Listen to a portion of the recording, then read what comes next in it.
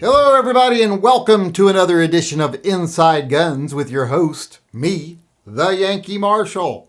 Today, I'm just going to kind of do a little bit of not a rant video, but more of a bitching and moaning video about some current events that I think relate very much to our freedoms as citizens in this country, and those of us that are very concerned with the First Amendment, the Second Amendment, and so on.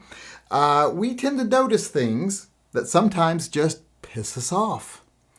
And I want to talk about a couple of things like that today that I think is pretty heavy in the minds of a lot of people who pay attention to what's going on and care about our rights and our freedoms as citizens. Now, the first thing I want to talk about is the bombing in Afghanistan, the drone strike. Now, first there was a suicide bomber that attacked one of the entry points to the airport, killed some of our soldiers and even more Afghanis. And that was a tragic event. It's horrible when evil people do evil things. But then there was a retaliatory drone strike. First off, I don't like the word retaliatory in anything done by the military. If it isn't to protect our interests, to protect our soldiers, etc., we shouldn't be doing it. I don't like the whole retaliatory stuff. But we did a drone strike and took out a suspected bomber, a car bomber, took out some ISIS-K people. And the military gloated about that and was like, look what we did, and look how we can maintain a control over there without actually having boots on the ground, and blah, blah, blah. And Biden even bragged about it. And then turns out, maybe we didn't kill some ISIS-K people. In fact, we definitely didn't. What we killed was an aid worker and his family.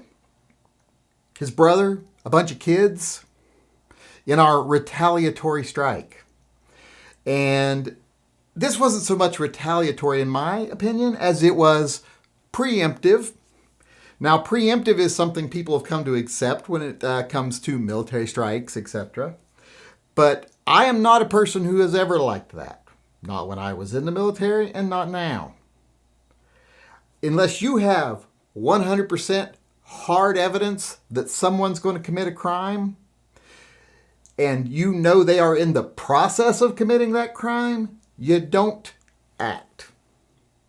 This was a case where, looking at it as from someone who was trained in military intelligence, this had red flags all over it. All over it. Even before the strike happened, the CIA intervened and said, hey, this is a place where there's probably children present. And yet the military chose to go forward with this. Because in their minds, preemptive policing and retaliatory strikes, those are things that are okay. Well, you know what? Sometimes people make them seem like they're okay because the end justifies the means in some people's minds. And sometimes military or police, when they do a preemptive policing act, people go, oh, look, those people really were bad guys, so it was good that they did that. But often, if no one else bothers to look into it and prove that those people weren't really bad guys, no one knows that quite often preemptive policing just means putting innocent people in jail or putting innocent people in harm or even killing innocents when it comes to military actions. Ask yourself, do you think the military would have admitted what it did if independent investigators hadn't gone over there and proved what they did? No, you would have never known this. You would have never known that they decided to preemptively strike a potential enemy, and it turned out they weren't an enemy, they were an ally, and not only did they kill them, but they killed their children. They would have never told you that. Just like how the police in our country quite often will do preemptive policing, and as long as they control the narrative and make it seem like that person they shot was a bad guy doing bad things, they get away with it. We need to stop accepting this type of preventative action, this type of action taken to prevent crimes, future crimes. We need to stop being so accepting of it, because it's a tactic that's getting more and more popular in police around this country. And at the end of the day, when there's two sides involved and the other side is in a coffin somewhere, then the side that's still around gets to tell the story, and the public is too easy to say, well, I guess it worked. They stopped a bad guy. Stop doing that. When someone is going to commit a crime, it's going to happen. And until they're committing that crime, police shouldn't interfere. Now, it's okay for police to pay attention, the FBI to monitor, the CIA to monitor, and say, hey, there is a crime in the act of being committed right now. Get there before it's too late. That's fine. Or, hey, they've already got the truck loaded up with explosives, roll in and take them custody. That's fine. And then you roll in and you see, yep, there's a bomb in the truck, and you arrest them. Nothing wrong with that. Nothing wrong with observing people because you think they might be potential criminals, if you have good hard evidence that they are potential criminals. But you don't get to take decisive action against them until you can prove they committed a crime, that they're in the process of committing a crime. Now, I know a lot of people out there are like, but what if we started doing more preventative policing, we could save lives? Yeah, at the sacrifice of what? We might save a few lives, but the cost would be our freedom as citizens, our principles as Americans. We need to stop being so accepting of this stuff. When something like this happens, we especially shouldn't sit on our hands and just be okay with it until the media went in and proved them wrong. And that's what happens even, like I said, with this drone strike, and it's what happens with policing. If they say, well, he got violent, or he made furtive movements towards a weapon, or blah, blah, blah, we just so easily just go, oh, well, then he got what he deserved. But then a year later, we'll find out the police department's hiding footage where none of that happened. And the police officers were totally wrong. And it's gotten to where only time anyone gets in trouble in police departments, etc., when they do stuff against someone who has no crime being committed, where someone has no record and is committing no crime, or even if they have a record, they're not committing a crime, but the police will justify decisive action, like violating their rights or even killing them, by saying, well, when we confronted them, they reacted to me in a way that justified me killing them. Well, if they weren't committing a crime and you can't show they were committing a crime, well, then didn't you cause them to act the way they were? Did they have reason to believe, even though they're not committing a crime, you might kill them? Because the way things are nowadays, I think people do have a reason to believe that. When you engage in this preemptive policing and this taking out of hostilities, and there are so many cases of police doing the wrong thing and then the video coming out later, and then they get convicted. And very seldomly they get convicted even with video. There's only been a few cases that they actually get convicted. But it does often show that the person who was murdered, and it is murder if a police kill someone without justification, did nothing to justify it. They were standing with their hands up with a cell phone in their hand. They were in their own backyard walking around. They just happened to be walking down the wrong street at the wrong time. They were driving while armed. Things like that. And it's that whole mentality where we're like, oh, it's okay if we do things preemptively. But then when something goes wrong, we're like, oh, we shouldn't have done that. We should be like that all the time. Anytime we hear, hey, there was a preemptive drone strike, we should have been like, well, we want to know exactly what the circumstances were. And when police kill a suspect, and that suspect wasn't actually in the act of committing a crime, then we should be like, well, we definitely want to know why you were justified in approaching them or killing them if they weren't committing a crime. If that person at no time committed a crime, and that's often the case, you'll see these where someone gets shot, they weren't committing a crime. So you have to ask yourself, then why were they even in a situation where they were being confronted by the police if they were not committing a crime? This preemptive policing, this thought policing, this future crime stuff needs to stop. And we need to stop being accepting of it as citizens. Because like I said, it is not American. It is not a patriotic thing to be, or a patriotic way to think. It goes against the principles of the Founding Fathers. You're innocent till proven guilty. Police officers aren't there as executioners or judges.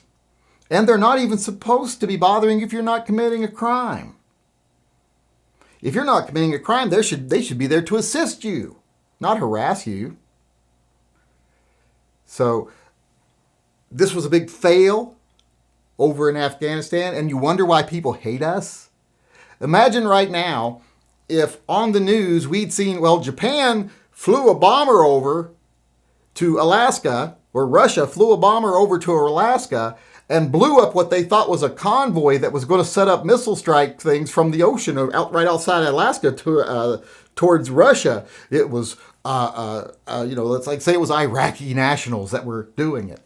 But turns out it was a bunch of American explorers on a sightseeing trip. They were, with a college and they were up there.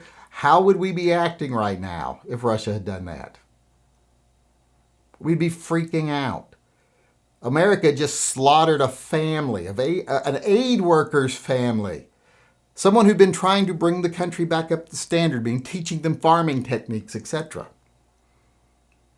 Risking his own life for the betterment of his people, we blow him up with very little information. Bad information. Information even a basic first-year intelligence analyst should have had red flag issues with.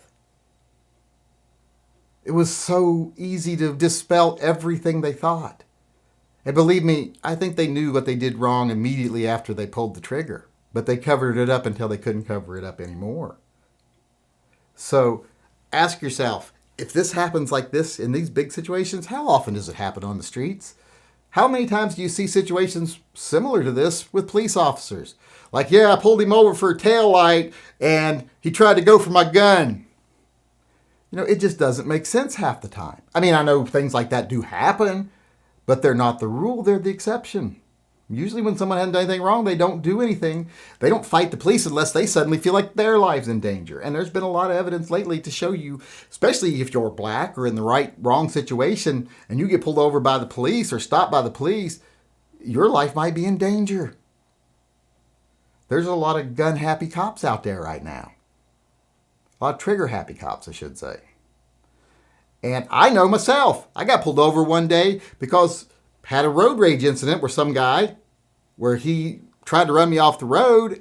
And so it happened we were going similar places. So I pulled over next to him once we got to where we were going. I got out of the car and said, "You're lucky I'm not the kind of person who will drag you out and beat your ass." And he called the police on me. They pull into the intersection, guns drawn, on me and my family in my car. Ridiculous way to respond to that. I do have a really funny story that goes with that too. I could probably tell it if people wanted to hear it. Maybe I'll tell it at the end of this video. We'll see. But we need to stop with this preventative policing. We need to stop being so accepting of it and just accepting the words of the people who do the deed, because often they lie to cover their own asses. Surprise, surprise. And when you start doing preemptive policing, when you start to prosecute future crimes without a jury or a judge involved, like I said, that is very un-American. And we as Americans need to stand up and start saying that this is enough of that, especially in our own streets. All right, everybody, with that being said, I want to move on to another thing in the news right now that's got me a little irritated that also has to do with the police. And it's about the woman that is missing, the one that went on that van life trip cross country with her boyfriend, and then she disappeared and he comes back alone. Which now they looks like the boyfriend killed the girlfriend. And I want to go on record as saying, duh. The day that story broke, we were in a live chat. When people brought it to my attention, I said, oops, spoiler alert, boyfriend kills girlfriend. It wasn't going to be a big surprise to me. I'm like, at least 99% chance. Because people love to say, ooh, it's always the last person you suspect. No, it's generally the first person you suspect. And when wife gets murdered, first person you look at, husband. Girlfriend gets murdered, first person you look at, boyfriend. 99% of the time, that's going to be who did it. That's just the way it is. It's not the last person you suspect. That's crime novel garbage. It's like people who say, "Oh, whenever you're looking for something, it's always the last place you look." Like it's in the least place you would ever expect it to be. Well, no, it's in the last place you look, because when you find it, you stop looking for it. You don't go, "Whoop, found my keys. I'm going to keep looking for my keys." That's just ridiculous logic. But I'm off topic here. But like I was saying, left together, he came back. Now they found her body, or likely found her body. But if you paid attention to the story, during that timeline, they were stopped by police. Someone called the police on them for domestic violence, a domestic violence issue. Police stopped them, questioned them, interacted with them, and then let them go.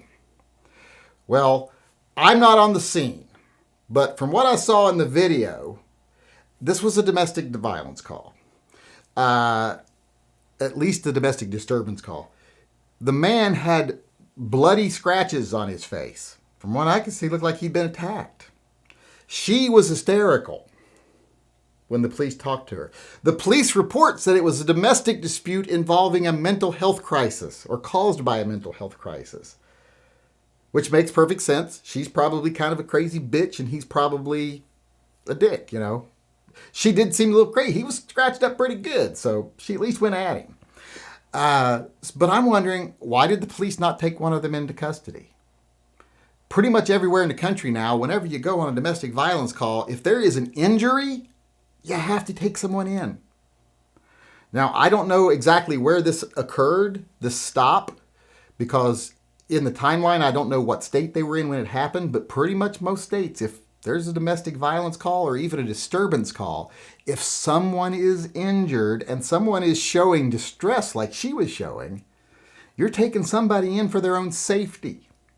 You don't just put them both back in a car and send them on their way again. This seems like gross negligence to me.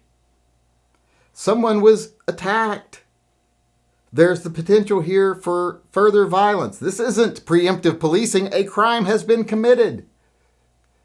And there is hard empirical evidence that when this type of crime occurs, it tends to escalate if you leave them together. So I don't understand why someone wasn't taken into custody. And I'll tell you, I definitely feel if they had stopped that van, they had gotten out, he was acting all emotional and crazy, she had marks on her, like a bruise or a scratch, a bruise on her arm or a scratch on her face or a black eye, he'd have been in the back of that squad car in 2 minutes flat. But because she was a pretty white blonde girl who was crying, they just let her go. Would they have done the same for a male suspect? Would they have done the same for a black suspect? It brings a lot of questions to your mind. When you see what happened and you see the outcome of it later, now we've got 20/20 vision, but still, in that circumstance, if I had been the responding officer, someone would have gone into custody, most likely her. He had marks on him. There were witnesses to a disturbance. There were witnesses to a violent act, pretty much. People said that they were screaming at each other and that there were physical contacts between them in a public place. And then you roll up and one of them's bleeding and you act like, well, nothing to see here, let's just let them go. Now, I know police have to have some discretion in policing, but it seems to me like this was a real dereliction of duty as far as I'm concerned. I don't have a lot to say about the event itself, what happened. I mean, she sounds like she might have been a little bit of a cuckoo from some of the stuff I'm hearing. So she might have attacked him. He fought her off. She got hurt. He might have killed her intentionally. I don't know. I don't know none of that. I know all the possibilities, but until we find out what happened, we'll never know. And why he wasn't under surveillance and was just able to just slip away and disappear, I don't understand that either. They talk about how, we need to more stronger policing and we need more authority in this country. But you don't use the authority you have now properly. You misuse that. So why would we trust you with more? But I just wanted to bitch about that because that's another thing that's irritated me. It seems like there's a real double standard in policing. I have seen people be harassed by more officers for far longer for open carrying in a place they're allowed to open carry. People be taken to jail over something they didn't do because someone shows up for a complaint. You know, like, this person's got guns in their house and they're acting erratically. The cops will come arrest the person, take them into custody if they resist, take their firearms in some places where there are red flag laws, and they've even shot and killed people who had the audacity to not cooperate with police when they show up at their door to take their property and when they've committed no crimes. And then you let the little pretty blonde girl go after she's likely assaulted somebody and ended up dead. So like I say, not real happy with that, what seems to be a double standard in this country. And that's just the way it is. That's all I got to say about that. So I guess that's it. All right, everybody, that's going to do it for us for today. I went a little over on these topics. I said I might tell the story about, the funny story about me getting stopped with guns drawn on me in Clackamas, Oregon. But we've run a little long, and I've always said I want to do stuff for my Patreon, and I never do. So what I'm going to do is I'm going to make a video of that story and put it on Patreon. So if you're a patron, go over there. You can find that story over there. And now, with that being said, I just want to go ahead and sign off as usual by saying, as far as the state of the world today is concerned, it is what it is. It could be a lot worse, trust me, but it could still be better. But if we as a community start to come together and start to ignore the fearmongers, the profiteers, the fake activists, the people who serve the industry and the big organizations and don't serve our rights, if we start to ignore those people and fight smart and hard for our rights in this country and keep level heads about us, what things will be for people who value the Second Amendment and freedom in general in the very near future is better.